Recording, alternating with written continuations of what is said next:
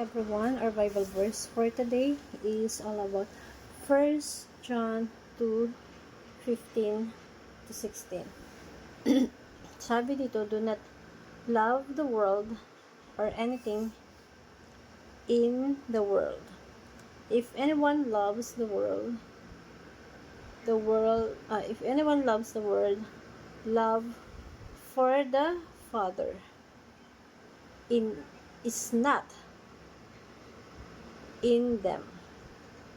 For everything in the world, the lust of flesh, the lust of the eyes, and the pride of life, the hurt, the lust of the eyes, and pride of life, come not from the Father, but from the world.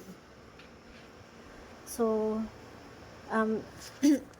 it naturo po ng verse nito sa atin na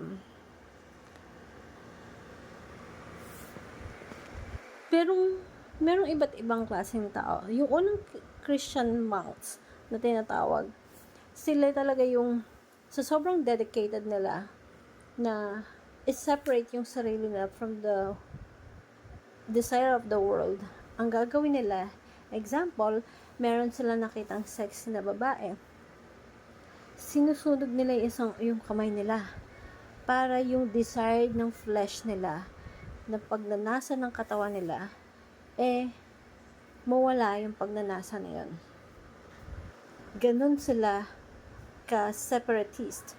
Ganun nila i-separate yung sarili nila sa mundo. Kasi for them, being in the world is hindi maganda. Nire-reject nila yung confronting, yung komportableng buhay. Yung tipong talagang ramdam nila, do not love anything in this world. Ganun sila. So, do not love the world. Ano ba ibig sabihin nito? Huwag mahalin ang mundo, ang physical na mundo. Bakit si Kristo sinasabing, for God so loved the world? So, ibig sabihin, iba yung tinutukoy dito sa verse na to. Hindi pag sinabing, physical world is yung physical na mundong ginagalawan natin. But, pag sinabing physical world, mahalin mo kung ano yung gusto yung mga tao na nasa mundong yun.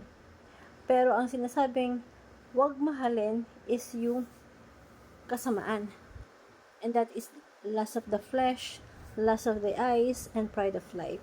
May mga tao talaga na separatist.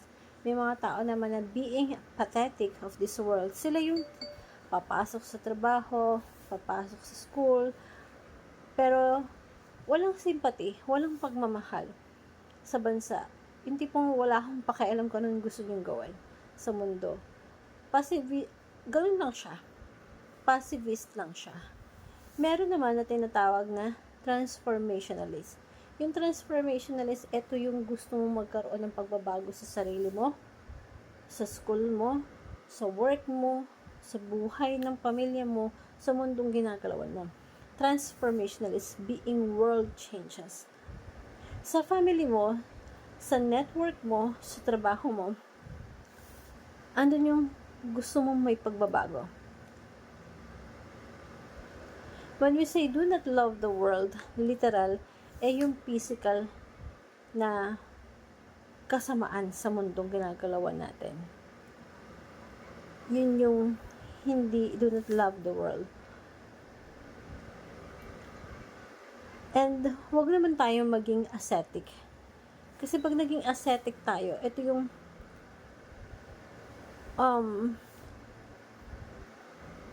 yung theology mo sa buhay, wala nang pagbabago. Dapat yung theology mo sa buhay, gusto mo na ikaw ang magbago, mag-start sa yung pagbabago, dadalhin mo yun sa mamahal mo sa buhay, sa family mo, sa friends mo, sa mundong ginagalawan mo, sa community na ginagalawan mo. And pag ascetic kasi, yung pakaramdam mo wala ng pag-asa sa buhay. Ang pag-asa po na kay Kristo. So, dapat, ang maghari is yung gospel under the lordship of Christ. Kahit, alam mo yung kahit na,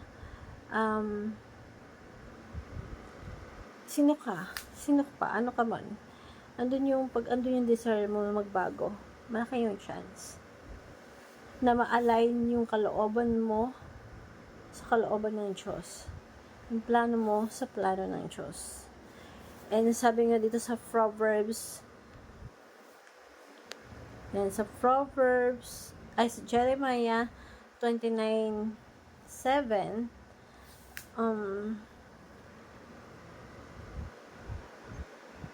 also seek the peace and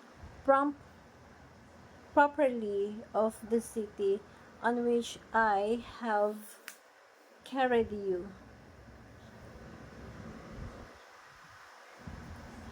Pray to the Lord for it, because it is proper to you to be proper. Ganun. So, engage the world with the gospel. Huwag tayong maging ascetic na humihiwalay tayo sa mundo na para bang wala ng pag-asa. Tatandaan niyo po ang pag-asa na kay Kristo. And hope this simple motivational talk, you learn something. Thank you everyone and God bless.